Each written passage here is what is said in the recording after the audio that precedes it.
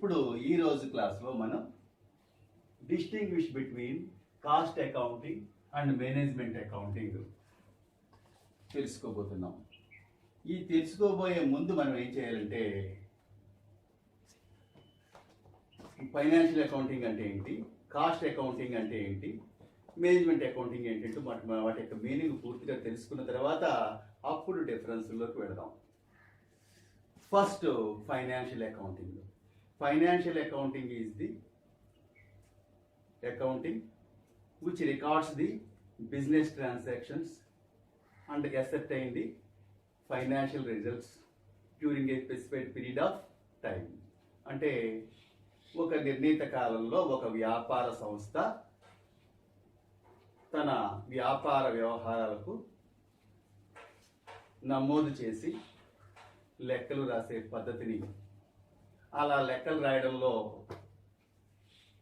గల ముఖ్య ఉద్దేశం ఏంటంటే నిర్వహణ ఫలితాన్ని అంటే నికర లాభాన్ని తెలుసుకోవడం, రెండవది సంస్థ యొక్క ఆర్థిక పరిస్థితుల గురించి తెలుసుకోవడం. ఈ రెండు ముఖ్య ఉద్దేశంతో ఫైనాన్షియల్ అకౌంటింగ్ ఎస్టాబ్లిష్ చేయబడింది. ఫైనాన్షియల్ అకౌంటింగ్ ముఖ్య ఉద్దేశం అంటే వ్యాపార వ్యవహారాలను నమోదు చేసి లెక్కలు రాయడం, వాటి యొక్క ఫలితాలని ఆర్థిక పరిస్థితిని తెలుసుకోవడం. ఇంకా రెండవది కాస్ట్ అకౌంటింగ్ గురించి వద్దాం. ఈ కాస్ట్ అకౌంటింగ్లో ఏం జరుగుతుందంటే మనకి the ascertainment of cost of production and services rendered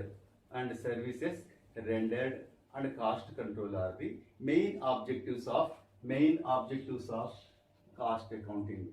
cost accounting అని ముఖ్య ఉద్దేశం ఏంటంటే వ్యయ నిర్ధారణ, వ్యయ నియంత్రణ, వ్యయాలను తగ్గించడం. ఈ మూడు ఉద్దేశాలతోటి కాస్టింగ్ని లేదా కాస్ట్ అకౌంటింగ్ని వెలుగులోకి తీసుకురావడం జరిగింది. ఇంకా మూడవది management accounting. The main purpose of management accounting is to provide information to the management for conducting manager functions such as planning, organizing, motivation, decision making and controlling. అంటే మీనింగ్ ఏంటంటే యాజమాన్యం వారు నిర్వహణ విధులను నిర్వర్తించడానికి, అంటే నిర్వహణ విధులు అంటే ఏంటి, ప్లానింగు, ఆర్గనైజింగు, మోటివేషను, తర్వాత డెసిషన్ మేకింగు, తర్వాత నియంత్రించడం లేదా కంట్రోల్ చేయడం. ఈ 5 విధులను నిర్వర్తించడానికి మేనేజ్మెంట్కి అవసరమైన సమాచారాన్ని ఈ మేనేజ్మెంట్ అకౌంటింగ్ అందజేస్తుంది అన్నమాట. ప్లానింగ్ అంటే ఏంటి, థింకింగ్ బిఫోర్ డూయింగ్. ప్లానింగ్ అంటే థింకింగ్ బిఫోర్ డూయింగ్. ఒక పని చేయడానికి ముందు ఆలోచించే ప్రక్రియను మనం ఏమని పిలుస్తామంటే ప్లానింగ్ అంటాం. ఒక పని చేయడానికి ముందు ఆలోచించే ప్రక్రియని మనం ప్లానింగ్ అంటాం, థింకింగ్ బిఫోర్ డూయింగ్. రెండోది ఆర్గనైజింగ్. ఆర్గనైజింగ్ అంటే మీనింగ్ ఏంటంటే implementation of plans is known as organising. అంటే తయారు చేసుకున్న ప్రణాళికలను అమలు చేయడాన్ని మనం ఏమని పిలుస్తామంటే ఆర్గనైజింగ్ అంటాం. నెక్స్ట్ది మూడవది మోటివేషన్. మోటివేషన్ అంటే motivation is a psychological process create urge among the subordinates to do a thing. అంటే క్రింది ఉద్యోగంలో పని చేయాలనే ఆసక్తిని కలగ చేయడాన్ని మనం మోటివేషన్ అంటాం. అలాగే డెసిషన్ మేకింగ్ అంటే నిర్ణయాలు చేయడం. Decision making is the prime focus of management. Decision making అనేది మేనేజ్మెంట్ యొక్క ప్రధాన విధి. ఆ తర్వాత నియంత్రించడం. ఈ 5 విధులను నిర్వర్తించడానికి యాజమాన్యం వారికి కొంత ఇన్ఫర్మేషన్ కావాల్సి ఉంటుంది. ఆ ఇన్ఫర్మేషనే మేనేజ్మెంట్ అకౌంటింగ్ సరఫరా చేస్తుంది లేదా అందజేస్తుంది. ఇప్పుడు డెఫినేషన్లకు వద్దాం. కాస్టింగ్ అకౌంటింగ్ అంటే ఏంటి, మేనేజ్మెంట్ అకౌంటింగ్ అంటే ఏంటి. Accounting for cost is known as cost accounting. వ్యయాలకు సంబంధించిన అకౌంటింగ్ విధానమును కాస్ట్ అకౌంటింగ్ అంటాం. అంటే ఖర్చులకు సంబంధించిన అకౌంటింగ్ విధానాన్ని కాస్ట్ అకౌంటింగ్ అంటాం. సింపుల్గా చెప్పాలంటే cost finding is known as costing. It is concerned with ascertainment of costs. Next రెండవది management accounting. Management accounting is concerned with accounting information that is useful to management. అంటే మేనేజ్మెంట్కు ఉపయోగపడే accounting సమాచారాన్ని అందజేసే accounting విధానాన్ని మేనేజ్మెంట్ అకౌంటింగ్ అంటాం. Management accounting అంటే మేనేజ్మెంట్కి కావాల్సిన అకౌంటింగ్ సమాచారాన్ని అందజేసే అకౌంటింగ్ విధానాన్ని మేనేజ్మెంట్ అకౌంటింగ్ అంటాం. మేనేజ్మెంట్కి ఇన్ఫర్మేషన్ ఎందుకు కావాలి? మనం ముందుకే చెప్పుకున్నాం ఇంట్రడక్షన్లో.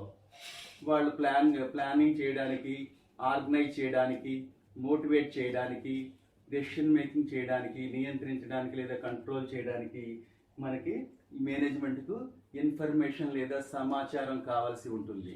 ఆ సమాచారాన్ని అందజేసే అకౌంటింగ్ విధానమే మేనేజ్మెంట్ అకౌంటింగ్ అని నిర్వచించడం జరిగింది. ఇప్పుడు డిఫరెన్స్లోకి వద్దాం. కాస్ట్ అకౌంటింగ్, మేనేజ్మెంట్ అకౌంటింగ్ యొక్క డిఫరెన్స్లు లేదా వ్యత్యాసాలకు వద్దాం. ఫస్ట్ పాయింట్ పర్పస్ అంటే ఉద్దేశం. The main purpose of cost accounting is cost ascertainment and cost control. Cost accounting యొక్క ప్రధాన ఉద్దేశం ఏంటంటే మనకి వ్యయ నిర్ధారణ, వ్యయ నియంత్రణ. ఈ రెండు ఉద్దేశాలతోటి కాస్ట్ అకౌంటింగ్ ప్రవేశపెట్టబడింది అన్నమాట. The main purpose of introducing cost accounting is to cost ascertainment and cost control. అంటే వ్యయాన్ని నిర్ధారించడానికి, అంటే వ్యయాన్ని కనుగొనడానికి, ఒక వస్తువుకు అయిన వ్యయాన్ని కనుగొనడానికి, ఆ వ్యయాన్ని నియంత్రించడానికి ఉద్దేశించబడిన అకౌంటింగ్ విధానమే కాస్ట్ అకౌంటింగ్ విధానం. మేనేజ్మెంట్ అకౌంటింగ్ అవుతాం. The main purpose of introducing management accounting is to provide information to management for conducting managerial functions like planning, organising, motivation, decision making and controlling. ఇందాక చెప్పుకున్నాం మనం. ప్లానింగు అంటే ప్రణాళికీకరణ, తర్వాత decision making, motivation, తర్వాత organising, controlling. ఇవన్నీ కూడా ఈ 5 విధులు నిర్వర్తించాలంటే మేనేజ్మెంట్ కొంత ఇన్ఫర్మేషన్ అవసరం అవుతుంది. అట్లాంటి ఇన్ఫర్మేషన్ ప్రొవైడ్ చేసే అకౌంటింగ్ విధానమే మేనేజ్మెంట్ అకౌంటింగ్ అన్నమాట. రెండవది scope. The scope of cost accounting is very limited. కాస్ట్ అకౌంటింగ్ యొక్క పరిధి చాలా తక్కువగా ఉంటుంది. Its scope is limited to cost ascertainment and cost control.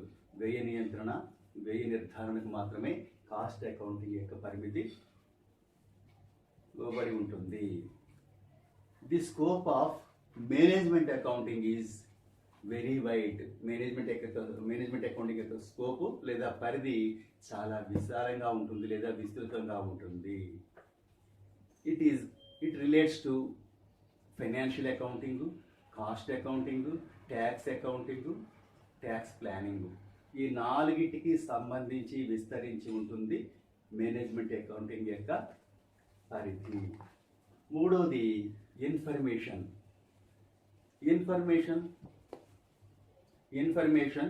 Available from cost accounting is useful to management and out side parties. Cost account నుండి లభ్యమయ్యే సమాచారం యాజమాన్యానికి ఉపయోగపడుతుంది, బయట వ్యక్తులకు కూడా ఉపయోగపడుతుంది. బయట వ్యక్తులు అంటే ఎవరు? రుణదాతలు, డిబెంచర్దారులు, ద్రవ్య సహాయ సంస్థలు, బ్యాంకులు, ఇవన్నీ ఉంటాయి కదా. వాటికి కూడా మనం ఈ కాస్ట్ అకౌంటింగ్ యొక్క ఇన్ఫర్మేషన్ యూజ్ అవుతుంది లేదా ఉపయోగపడుతుంది. The information available from management accounting is useful to management only. అంటే మేనేజ్మెంట్ అకౌంట్ ద్వారా లభ్యమయ్యే సమాచారం యాజమాన్యానికి మాత్రమే ఉపయోగపడుతుంది, బయట వారికి ఇది ఉపయోగపడదు. ఎందుకంటే యాజమాన్యం వాళ్ళు ప్రణాళికలు తయారు చేయాలన్నా, నిర్దేశించాలన్నా, నెక్స్ట్ వ్యవస్థీకరించాలన్నా, మోటివేట్ చేయాలన్నా, నిర్ణయాలు చేయాలన్నా, కంట్రోల్ చేయాలన్నా వాళ్ళకి తప్పనిసరిగా మనకి ఈ యొక్క మేనేజ్మెంట్ యొక్క ఇన్ఫర్మేషన్ వారికి మాత్రమే ఉపయోగపడుతుంది. పీరియడ్ ఆఫ్ ప్లానింగ్, ప్రణాళిక కాలం. నాలుగవది it is concerned with short term planning only. Cost accounting అనేది స్వల్పకాలిక ప్రణాళికలను తయారు చేయడానికి మాత్రమే ఉపయోగపడుతుంది. కాస్ట్ అకౌంటింగ్ అనేది స్వల్పకాలిక ప్రణాళికలను మాత్రమే తయారు చేయడానికి ఉపయోగపడుతుంది. స్వల్పకాలిక ప్రణాళికలు అంటే 1 year లోపల మనం తయారు చేసే ప్రణాళికల్ని స్వల్పకాలిక ప్రణాళికలు అంటాం.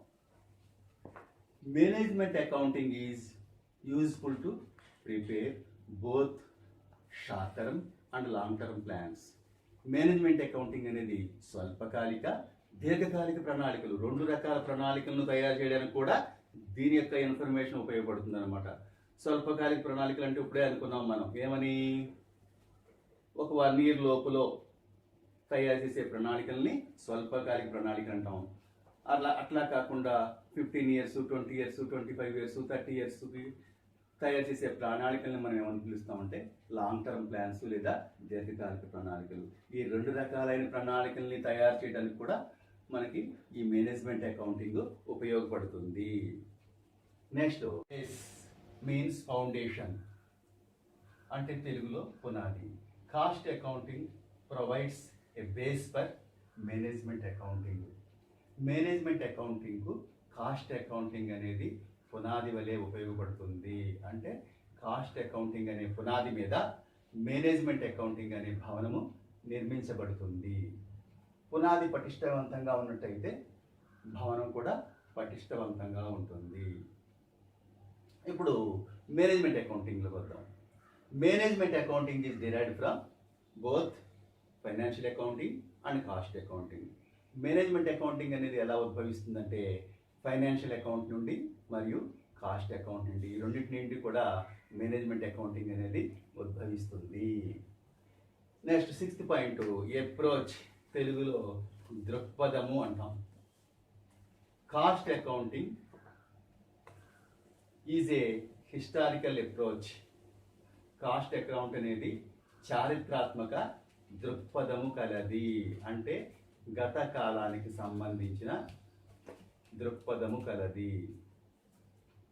Management accounting is futuristic in its operations or in its approach. Management accounting అనేది భవిష్యత్ కాలానికి సంబంధించిన దృక్పథము, అంటే రాబో కాలానికి సంబంధించిన దృక్పథము. 7th one tools and techniques. 7th one tools and techniques, సాధనాలు పద్ధతులు. Cost accountant has standard costing, marginal costing and break even analysis as its basic tools and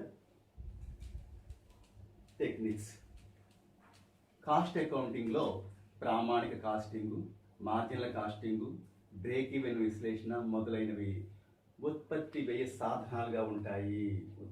వ్యయాన్ని నియంత్రించే సాధనాలుగా ఉంటాయి. ప్రామాణిక కాస్టింగ్ కానీ, తర్వాత మార్జినల్ కాస్టింగ్ కానీ, బ్రేక్ ఈవెన్ అనాలిసిస్ కానీ, ఇవన్నీ కూడా కాస్ట్ అకౌంటింగ్లో వ్యయాన్ని నియంత్రించే సాధనాలుగా ఉంటాయి. ఇంకా మేనేజ్మెంట్ అకౌంట్లోకి వస్తే మేనేజ్మెంట్ అకౌంటింగ్లో ప్రామాణిక costing, marginal costing, break even అనాలిసిస్తో పాటు బ్రేక్ ఈవెన్ విశ్లేషణతో పాటు నిధుల ప్రవాహ నివేదిక, నిష్పత్తుల విశ్లేషణ, నిధుల ప్రవాహ నివేదిక, నిష్పత్తుల విశ్లేషణ కూడా మార్జినల్ కాస్టింగ్లో వ్యయ నియంత్రణ సాధనాలుగా ఉపయోగపడతాయి. అంటే వీటిలో 5 ఉంటాయి అన్నమాట. ప్రామాణిక కాస్టింగ్ ఉంటుంది, మార్జినల్ కాస్టింగ్ ఉంటుంది, నెక్స్ట్ బ్రేక్ ఈవెన్ అనాలిసిస్, నిధుల ప్రవాహ నివేదిక, నిష్పత్తుల విశ్లేషణ. ఈ 5 కూడా మనకి వ్యయ నియంత్రణ సాధనాలుగా మేనేజ్మెంట్ అకౌంటింగ్లో ఉపయోగపడతాయి. ఇన్స్టాలేషన్.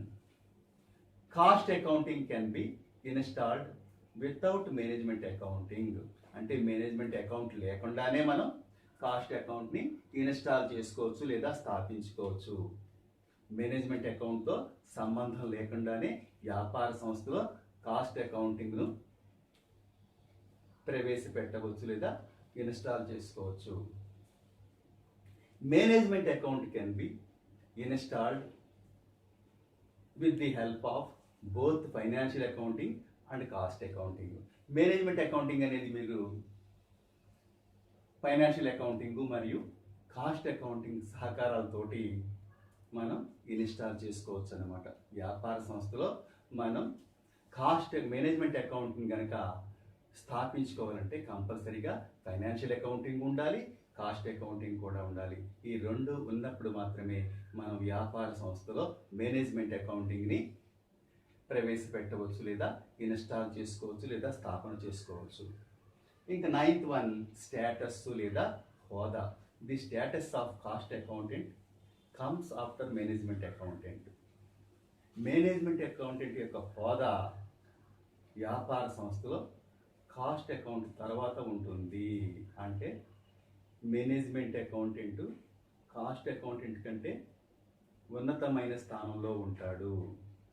అంటే వ్యాపార సంస్థలో మేనేజ్మెంట్ అకౌంటెంట్ యొక్క స్థానమే ఉన్నతంగా ఉంటుంది, హైయెస్ట్ లెవెల్లో ఉంటుంది. Management accountant is senior to cost accountant in management accounting. Management అకౌంటింగ్లో మేనేజ్మెంట్ అకౌంటెంట్ కాస్ట్ అకౌంటెంట్ కంటే సీనియర్ హోదాలో ఉంటాడు అన్నమాట. ఇంకా last 10th point nature. 10th point nature. Nature అంటే స్వభావం. Present and past cost are taken into consideration in cost accounting. Cost అకౌంటింగ్లో ఏం చేస్తామంటే వర్తమానానికి సంబంధించినవి, గత కాలానికి సంబంధించినవి, రెండు రకాల వ్యయాలని కూడా పరిగణలోకి తీసుకుని కాస్ట్ అకౌంటింగ్లో లెక్కలు తయారు చేయడం జరుగుతుంది. Cost and incomes which arise in future are taken into consideration in management accounting.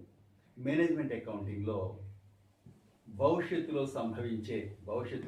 సంభవించే ఆదాయాలను, వ్యయాలను లెక్కలోనికి తీసుకోవడం జరుగుతుంది, లేదా పరిగణలోనికి తీసుకుంటుంది. మేనేజ్మెంట్ అకౌంటింగ్లో భవిష్యత్తులో ఉత్పన్నమయ్యే వ్యయాలను, ఆదాయాలను కూడా లెక్కలోనికి తీసుకుని మేనేజ్మెంట్ అకౌంటింగ్ యొక్క లెక్కలను తయారు చేయడం జరుగుతుంది.